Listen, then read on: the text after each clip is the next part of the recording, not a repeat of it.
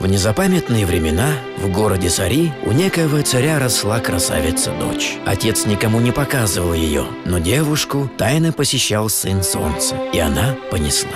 Отец, рассердившись, укрыл ее в золотой лодке, которую пустил в море. Сияющую лодку заметили два богатыря – Болгар и Сувар. Стали делить находку. Сувар говорит: «Мне лодку, Батыр, мне чтоб лодки». Как привели лодку к берегу, богатыри увидели в ней красавицу, девушку-царевну. Батыр женился на этой девушке, и она родила ему много-много детей. От рода болгар и пошел чувашский народ, солнечный и дружелюбный.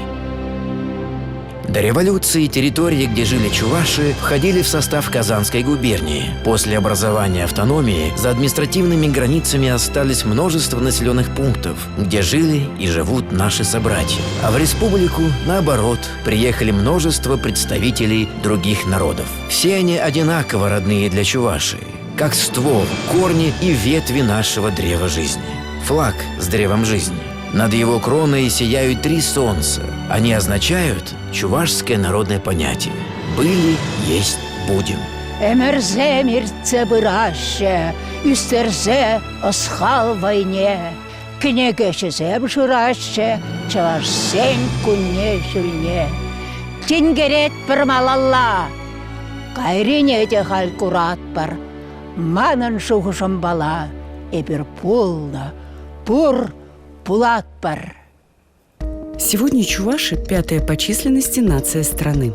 Среди уроженцев нашей республики немало известных людей. Полотна художника Алексея Кокеля хранятся во многих музеях и коллекциях России и Украины. Механик и математик Алексей Крылов внес большой вклад в отечественное кораблестроение. Советский космонавт-3 Андриан Николаев стал первым в мире человеком, работавшим в космосе без скафандра. Ну а этот уроженец Чувашии в представлении просто не нуждается. Очертаниями Чувашии напоминает дубовый лист, слетевший с могучего дерева в самый центр европейской части России, на пересечении всех путей – воздушных, сухопутных, водных. Неудивительно, что все путешественники, начиная с реального Ибн Фадлана и заканчивая вымышленными персонажами, считали своим долгом отметиться в Чувашии. Киса, давайте бросим погоню за бриллиантами и увеличим население Чебоксар до 7704 человек. Ни Ильф с Петровым, ни кто-либо другой в то время и подумать не могли, как изменится Чувашия и ее столица меньше, чем за 90 лет. Основа экономики Чувашии – промышленный комплекс, на долю которого приходится половина поступлений платежей и сборов в бюджеты всех уровней и более 73% сольдированного финансового результата республики. В Чувашии произведен каждый 7-й полувагон, каждый 3-й бульдозер в России, каждая 2-я тонна гербицидов и фунгицидов. Чувашию называют электротехнической Меккой. Неудивительно, ведь именно здесь Яков Бреслер запатентовал свое знаменитое реле. С тех пор многое изменилось. Его ученики и последователи создали один из первых инновационных электротехнических кластеров, объединивших такие известные во всем мире предприятия, как Чебоксарский электроаппаратный завод, научно-производственные предприятия «Экро», «Динамика», исследовательский центр «Бреслер», «ВНИИР». Регулярно электротехники России, ближнего и дальнего зарубежья съезжаются в Чебоксары, чтобы обсудить перспективы развития отрасли. Релав Экспо – не только выставка достижений, но и дискуссионная площадка, столь же открытая и демократичная, как Чебоксарский экономический форум. В этом году он прошел уже в 6-й раз. На базе концерна «Тракторные заводы» успешно развивается машиностроительный кластер. Более 60% продукции, выпускаемой его предприятиями, поставляется стратегическим партнерам – РЖД, Роснано, Росатом и Русгидро. Техническое перевооружение проходит на каждом 2-м предприятии республики. Только за последние 3 года в модернизацию производства, участков, рабочих мест вложено более 50 миллиардов рублей. Создание благоприятного инвестиционного климата нашло конкретное воплощение. В промышленных центрах республики подготовлены индустриальные парки, обеспеченные инженерной и коммунальной инфраструктурой. Территория опережающего развития в Новочебоксарске, где уже успешно работает предприятие группы «Рокко» и готовится вступить в строй уникальное производство солнечных модулей на базе технологии тонких пленок. Среди крупнейших инвестиционных проектов и 3 новых завода, запущенных в Чувашии в этом году. Еще один многомиллиардный инвестиционный проект реализуют строители Чувашии. Новый город со временем соединит Чебоксары и Новочебоксарск, превратившись в один из самых комфортных жилых микрорайонов. Строительный комплекс Чувашии – один из самых эффективных секторов экономики. В прошлом году только по основному виду деятельности выполнено работ без малого на 30 миллиардов рублей – почти годовой бюджет республики. Увеличиваются объемы производства строительных материалов, что особенно заметно после вступления в строй действующих завода «Траковская керамика». Наибольшее количество объектов сосредоточено в столице, однако районы республики тоже не могут пожаловаться на отсутствие стройплощадок. По поводу жилья на душу населения Чувашия в течение многих лет удерживает лидирующие позиции. В Приволжском федеральном округе 0,66 квадратных метра на одного жителя. Чувашия – один из первых регионов России, где для решения квартирного вопроса создан Государственный жилищный фонд коммерческого использования. Граждане республики могут арендовать жилье по ценам значительно ниже рыночных. Сегодня Госжилфонд около 100 тысяч квадратных метров. Новые микрорайоны, вырастающие прямо на глазах, совершенно не похожи друг на друга. Единственное, что их объединяет, они одинаково привлекательны и удобны для жизни. Развитая инфраструктура – не только магазины шаговой доступности, больницы, школы, детские площадки. В Чувашии продолжается крупномасштабный проект по обеспечению качественной питьевой водой. Еще одна программа предусматривает модернизацию имеющихся и строительство новых биологических очистных сооружений. Этот знак – неотъемлемая часть дорожного пейзажа в Чувашии. Ремонт, реконструкция, строительство магистралей одновременно ведутся и на федеральных трассах, и на автодорогах республиканского и местного значения. Проблемы перевозки пассажиров и грузов успешно решают множество разных предприятий, среди которых речной порт, авиалиния Чувашия и несколько железнодорожных комплексов. А строительство высокоскоростной железнодорожной магистрали Москва-Казань-Екатеринбург придаст дополнительный импульс развитию национальной транспортной системы и экономики нашего региона.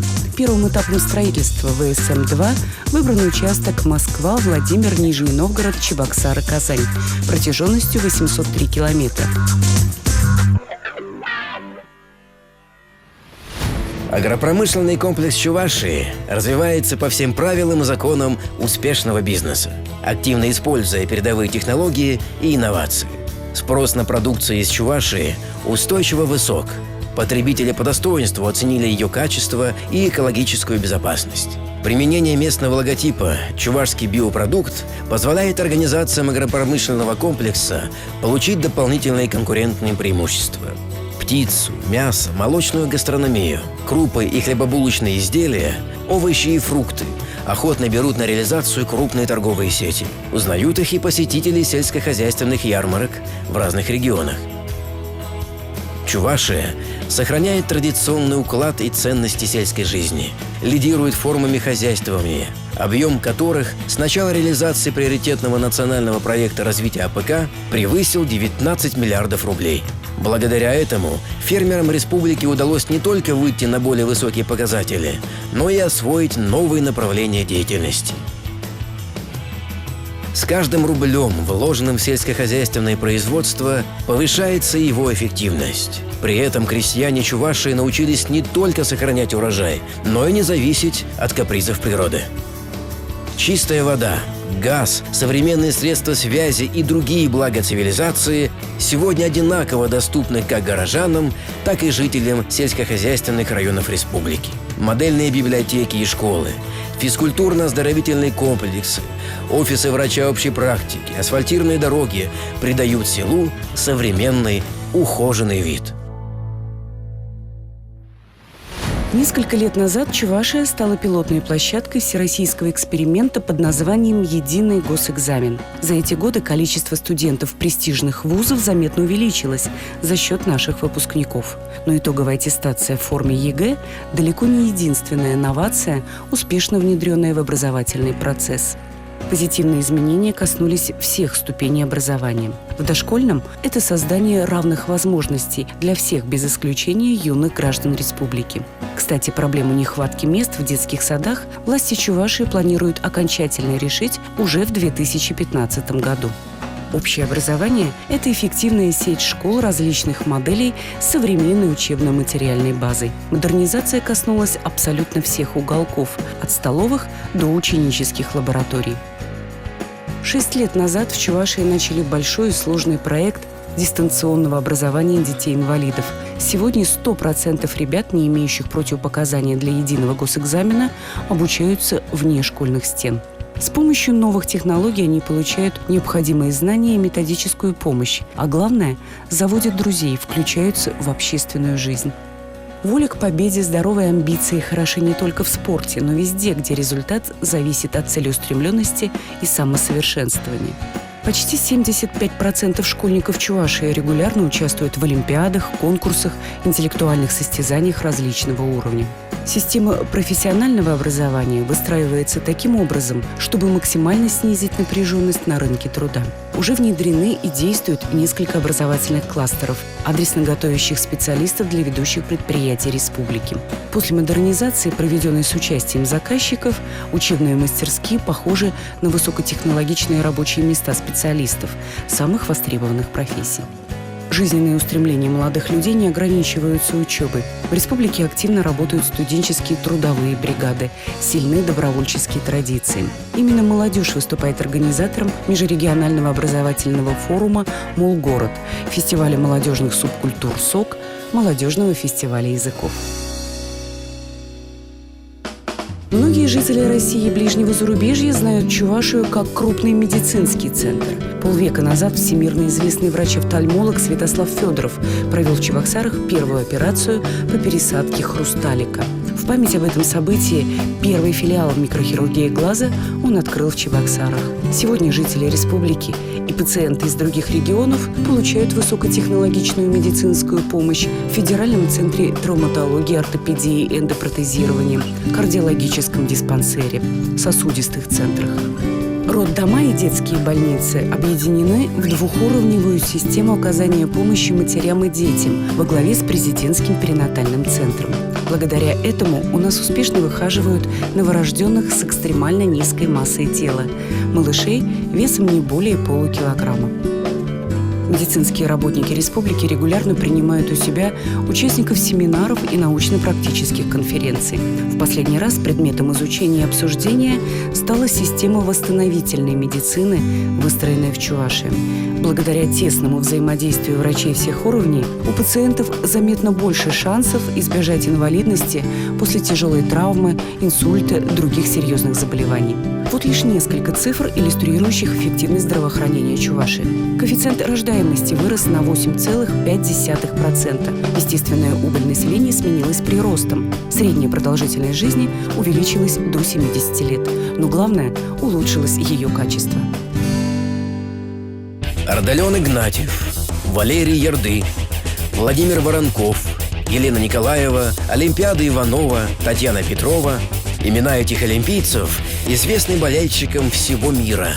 Среди уроженцев республики множество выдающихся спортсменов. Говорят, здешний климат подходит для выращивания чемпионов. А если серьезно, залог успеха в соединении множества факторов. В Чувашии много физически крепких людей, много доступных спортивных сооружений, много спортивных школ, много хороших тренеров. Физкультура и спорт у нас не просто здоровый образ, а неотъемлемая часть жизни. Так что физкультурно-оздоровительные комплексы в районах не пустуют. Тесновато становится и в столичных спортивных залах. Решить проблему помогут новые центры и Ледовый дворец, строительство которых уже начато. В общем, вполне закономерно, что именно здесь проводится много спортивных мероприятий российского, европейского и мирового уровня. Сейчас республика готовится принять чемпионат и командное первенство Европы по легкой атлетике в 2015 году. На туристических картах Чувашия отмечена как один из самых гостеприимных регионов. Индустрия отдыха развивается у нас высокими темпами. Новые точки маршрута появляются одна за другой. Гордость республики – древний Алатырь, центр православного паломничества. Каждый камень здесь буквально пропитан легендами и преданиями, которые охотно пересказывают не только экскурсоводы, но и простые жители. Богатая история у Тихвинского монастыря, под стенами которого ежегодно с незапамятных времен разворачивается Тихвинская ярмарка.